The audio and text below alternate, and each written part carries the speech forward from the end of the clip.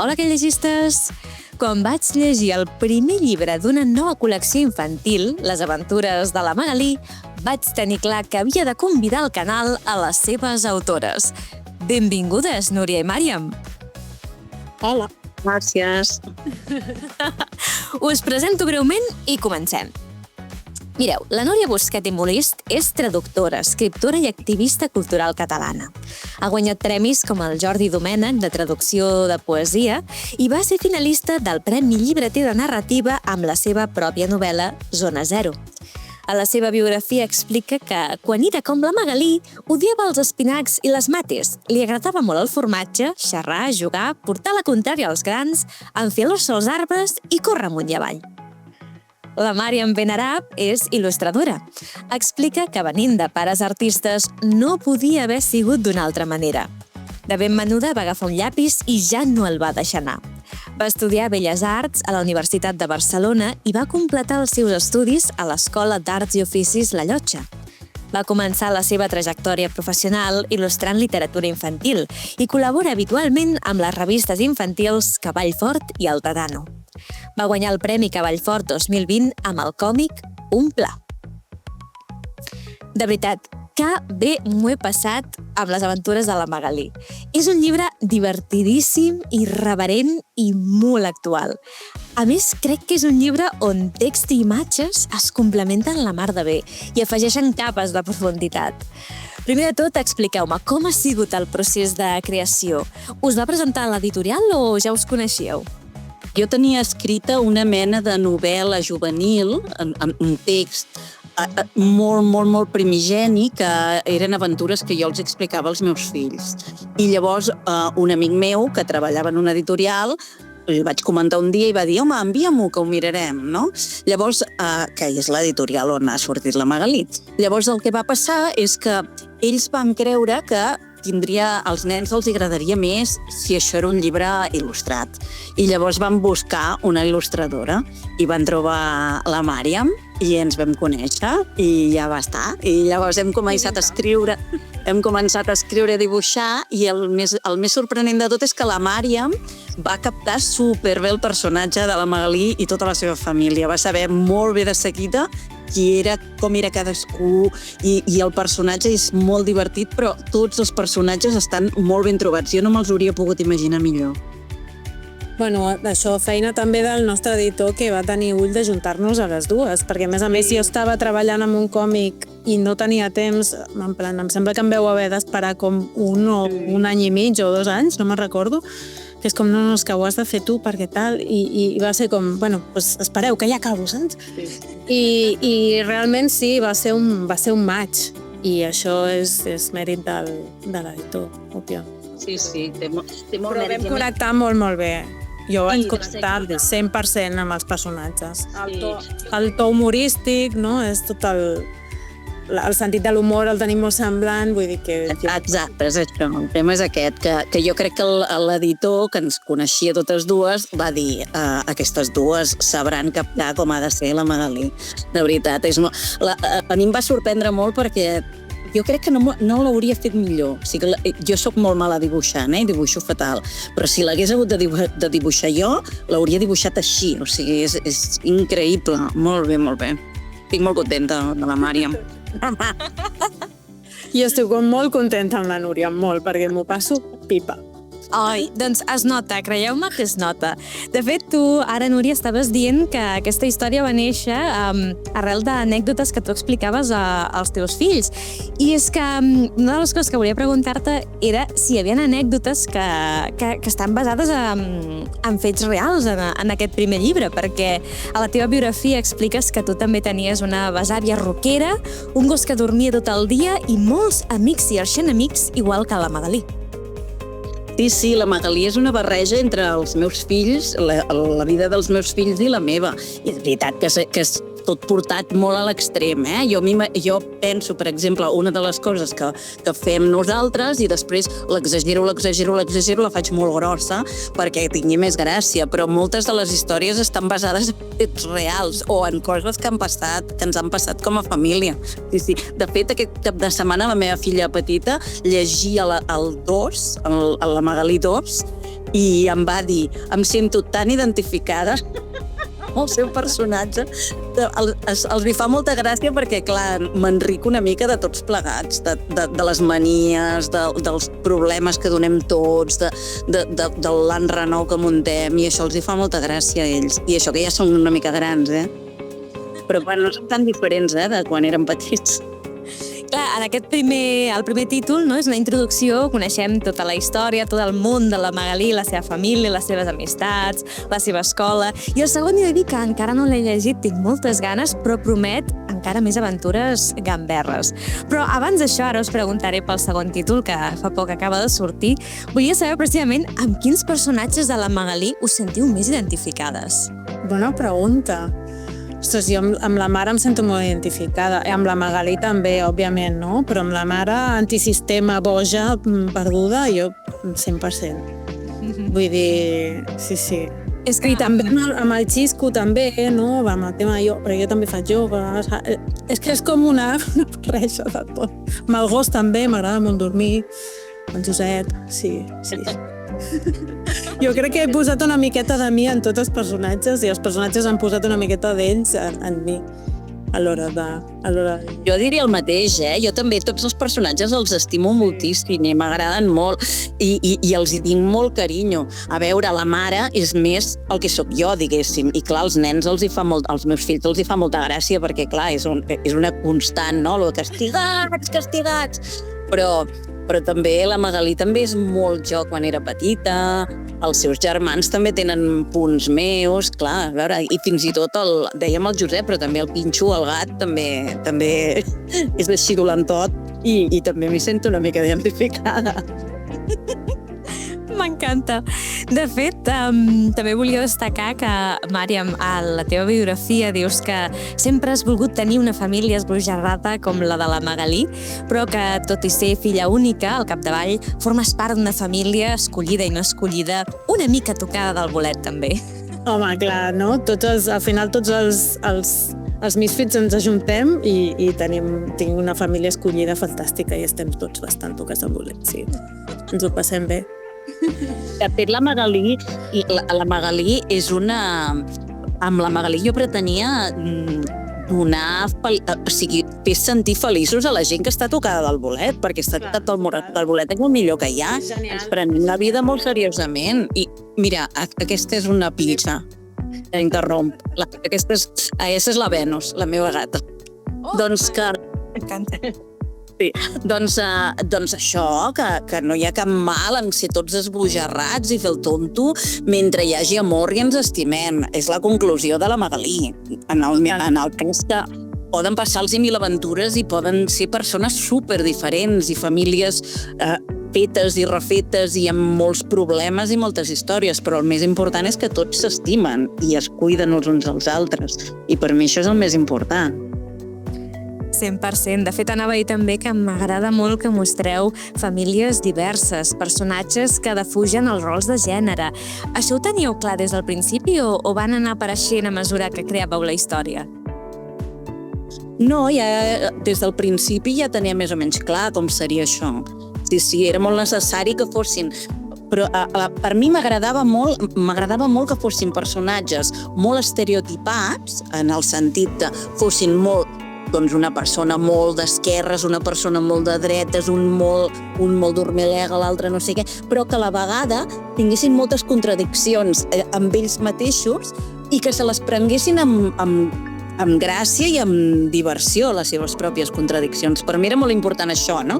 Que si bé, per exemple, la mare era més així anticapitalista, no? Però en canvi era molt amiga del ric més ric, que és el marit del pare, no? I que s'estimen molt. Doncs tot això són contradiccions que a la vida real també passen i que a vegades som molt durs amb nosaltres mateixos, no? I no volem que tot sigui perfecte i exactament com nosaltres volem que sigui, no? I en realitat cada persona és una pila de contradiccions. Molt d'acord. De fet, Màriam, també volia saber quin personatge has gaudit més dibuixant? Ara, abans de començar a gravar, ja em deies que a aquestes alçades ja et surten sols, oi? Sí, surten sols. Vull dir, s'han de fer, i vull dir, l'energia hi és, però la manera d'actuar ja és com... van sols completament. Passa molt quan fas còmic o quan fas llibres així molt llargs o una sèrie de llibres com és aquest cas,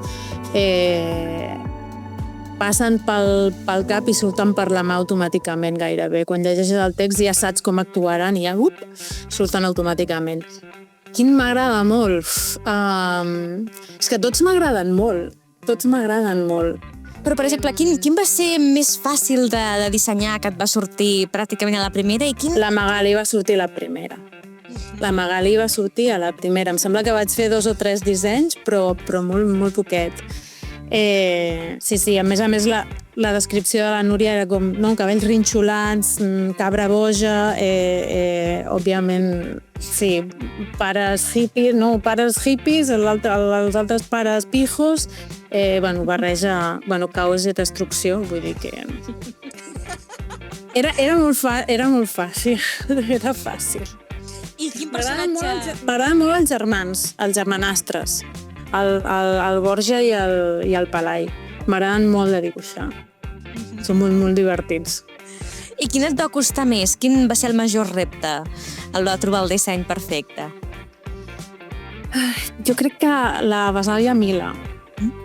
La Besàvia Mila, com que té aquest punt edgy total, saps? Que és una senyora molt gran, però és una super rockera i va amb els cabells de colors i no? És com la faig ara.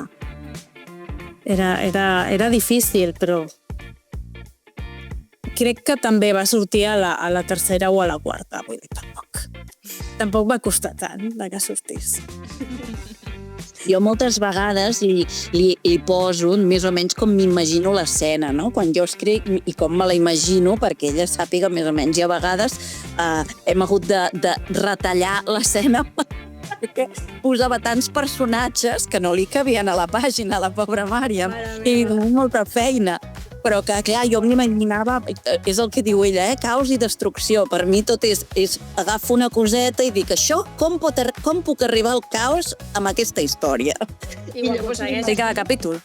A cada capítol s'aconsegueix això. Sempre s'embolica la troca molt, que clar, és la gràcia, que s'emboliqui la troca, si no, quin avorriment, no? Exacte. Oh, i tant! A més, trobo que aquesta novel·la també pot ser gaudida per adults. A la meva mare he de dir que li va encantar. I no és... A la meva també. Sí? Te n'has fet? I no és gens I té 80 anys, vull dir que... Té 80 anys? Sí. Em va dir, que divertit!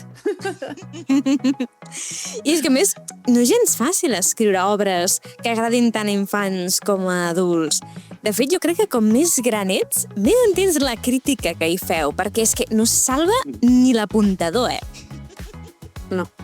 Clar, la intenció és que hi hagi diferents capes i està fet expressament, perquè a mi m'agradava molt, quan els meus fills eren petits, jo llegia molt, els encantava a ells i a mi ens encantava la Pippi Landstrom, ens encantava, i el Petit Nicolàs, ens agradava molt, tant a ells com a mi. Llavors hi havia altres llibres que eren més per ells i clar, a mi no m'agradaven tant. Jo els llegia, evidentment, no?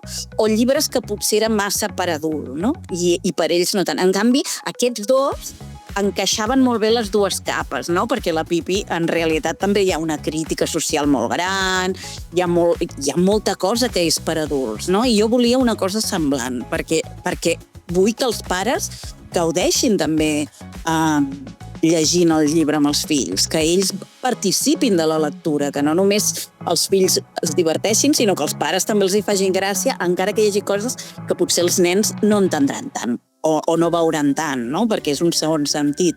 Però és igual, perquè els pares sí que ho entendran, i això també és interessant, perquè la literatura infantil no només és per als nens, ha de ser també pels adults que participen de l'educació dels nens, penso jo, no? Però clar, si avorrim els adults, llavors només s'ho llegeixen els nens sols, que està molt bé, Però, bé, no era la intenció. M'encanta, o sigui que a tu també t'agradaria que aquest llibre el poguessin compartir i llegir plegades famílies? I tant, i tant. em faria molta gràcia i em fa molta gràcia quan em diuen que adults que se'l llegeixen i em diuen he rigut molt perquè, clar, fa il·lusió que un llibre infantil faci gràcia als adults. I també, a vegades, crec que som una mica condescendents amb els nens. Els tractem com si no entenguessin les coses i els nens tenen molta ironia i molt sarcasme. A vegades poden ser molt malparidots, els nens petits. I jo n'he tingut 3 que són potentillos. Llavors, clar, tractar els nens com si fossin ximples, als nens tampoc els agrada. Als nens els agrada que els tractin una mica, que provin de provar d'entendre coses d'adults. I moltes les entenen perfectament, els nens. Molt, Oh, i tant, oh, i tant. De fet, jo crec que es fixen molt més i són molt més conscients del que ens pensem i realment les reflexions que fa, per exemple, la Magalí i altres, no? I els altres companys, ostres, coneixen, són capaços de resumir millor i veuen més la naturalesa humana no?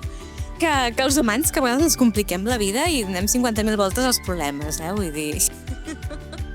Sí, i tant, i que moltes vegades els nens poden entendre coses que els adults no podem entendre, com per exemple que els adults no tenim idea de res. Això, els adults ens prenem tota la vida molt seriosament i tot ha d'estar molt ben col·locat i controlat, però la realitat és, almenys jo parlo per mi, que no tenim ni idea de res.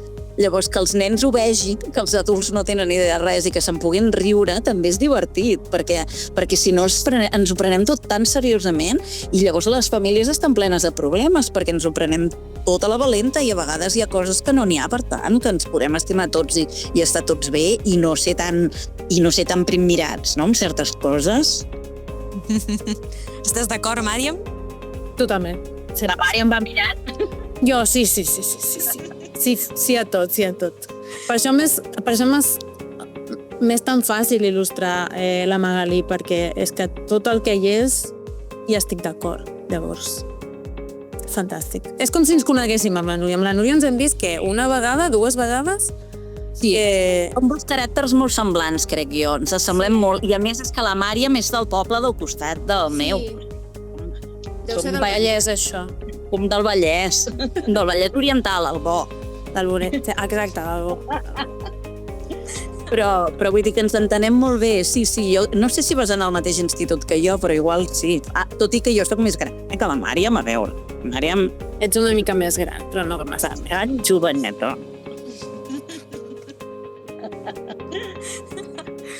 De fet, Màriam, tu ara deies que el llibre també l'ha llegit la teva mare i li ha encantat. Altres persones del teu entorn també l'han llegit. Quin ha sigut el feedback que has rebut? Encara no tinc feedback. No tinc tants nens al meu voltant, no tinc tants nens de l'edat de lectura de la Magalí, però jo l'he regalat a nens més petits, que ja el llegiran, però els he dit als adults, o sigui, als meus amics i amigues, que el llegeixin ells, perquè els hi agradarà. I l'única que m'ha fet cas, mira, ma mare no em fa mai cas, però en aquest cas sí que em va fer cas. I se'l va llegir d'una tirada i em va enviar un missatge i tot per dir-m'ho.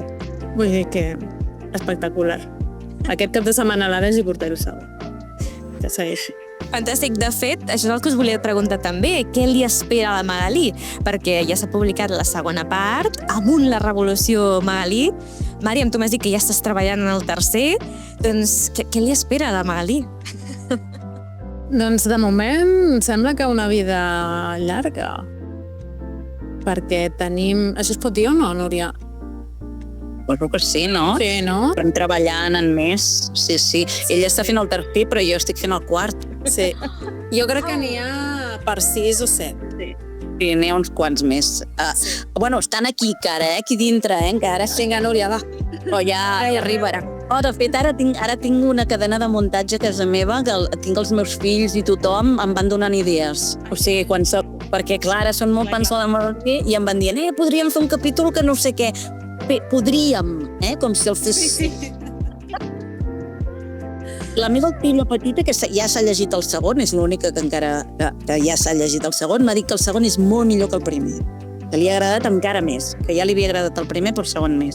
És veritat que a mesura que m'he anat deixant anar, he anat sent més gamberra. És potent, I el tercer encara és més potent que el segon, Sí, és que la Màriam em deia... Vaig embarrejant més. Sí. De fet, la Màriam em deia que es fa un tip de riure llegint mentre dibuixa. És que em piso de riure. Sí. Jo ric de mi mateixa, a vegades, escrivint. Vull dir que jo ric del que estic escrivint perquè penso, mare meva, em faig riure a mi mateixa. Vull dir que endavant. Sí, fem riure a tothom. Riure és molt sa. Sí, 100%. En aquest segon volum sembla que arriba la revolució a la classe de la Magalí perquè ella es vol presentar per delegada, oi? Exacte. La Magalí és delegada, però ella no és conscient que la fan delegada, això ja ho veureu, però ella es presenta, en tot cas, es presenta a unes eleccions i, evidentment, guanya perquè la Magalí és una nena superpopular i tothom l'estima moltíssim i és una líder nata. Llavors tots l'estimen i fins i tot els que sembla que no l'estimin, l'estimen també. Bueno, és un llibre ple de revolucions, no només hi ha això, sinó que hi ha diferents manifestacions, revolucions, policia... Molta gent, molts personatges. Molta gent. Hi ha detencions, també. Sí. Ui. O sigui que me l'has fet treballar de valent a la Màriam, dibuixant encara més personatges. Ho ha passat, en el segon ho ha passat malament, pobreta. I en el tercer espero que no ho passi tan malament. Però bueno, ja... Tot ok, sí. Vale. També hi ha molta xitxa, però no tants personatges per pas. No, i ara hauré d'intentar resumir més els personatges perquè sóc molt donada a fer... Clar, jo m'imagino la pàgina dintre el meu cap, ho entens? Però clar, jo no l'haig de dibuixar, llavors per mi és molt fàcil, perquè jo no la deixo anar. És ella la que després ha de fer la feina, no? I que clar, a veure, si poses una pila de personatges, després no pots posar... No poden dir res perquè no hi ha espai perquè diguin res. Haig de ser menys caòtica, però una mica menys. Una mica només. Ens agrada que siguis caòtica, Núria. El caos és la millor manera de viure. Total. M'encanta. Doncs, ostres, celebro que tinguem més aventures a la Magalí per endavant. Què diríeu a la gent que ens estigui veient per animar-los a llegir el llibre? Si encara estan dubtant, per exemple, per quina edat creieu que és la ideal? I què diríeu també als pares i mares i famílies per animar-los a que, de veritat, que es llegeixin el llibre, que també s'ho passaran molt bé? A veure, no sé, jo diria... L'edat seria entre 10 i 12 anys, més o menys, preadolescents. Un llibre per preadolescents. Però, bueno, és el que diem, com que és un llibre que té moltes capes, una persona més gran, els meus fills són adolescents grans, i tot i això els encanta i els hi fa molt riure. Vull dir que, i als adults també els hi farà riure, i els més petits potser no entendran totes les ironies, però igualment els hi farà molta gràcia, els personatges, els dibuixos, els hi farà molta gràcia. Vull dir que jo crec que pot abarcar una edat llarga, I jo animaria molt els pares a comprar-lo i a llegir-lo amb els fills. Que els pares o els adults, no cal que siguin els pares, poden ser els tiets, però que llegeixin amb els nens perquè es faran un tip de riure ells també.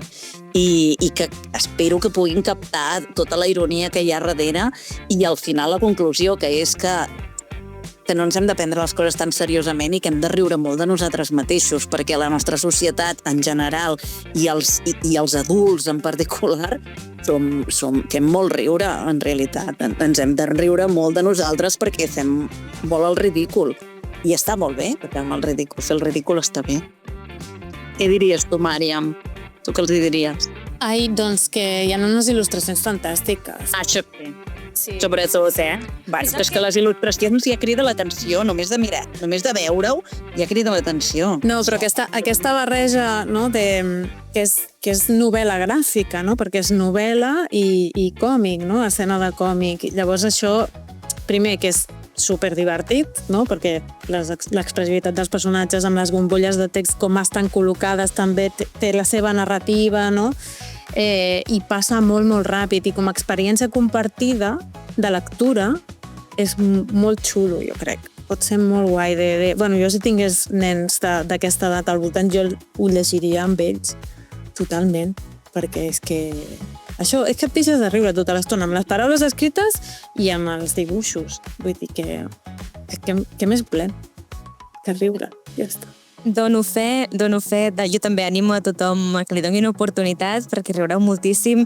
És el que dèieu, el text amb les il·lustracions es complementa superbé i, de veritat, estic 100% d'acord amb el que dèieu. Fa falta, ens hem d'aprendre a riure més de les coses. M'encanta el missatge de tolerància, de diversitat, del poder també de la família, de l'amistat, que transmeten els llibres. Així que, en fi, deixem aquí l'entrevista perquè jo necessito anar-me a llegir el segon ja de ja.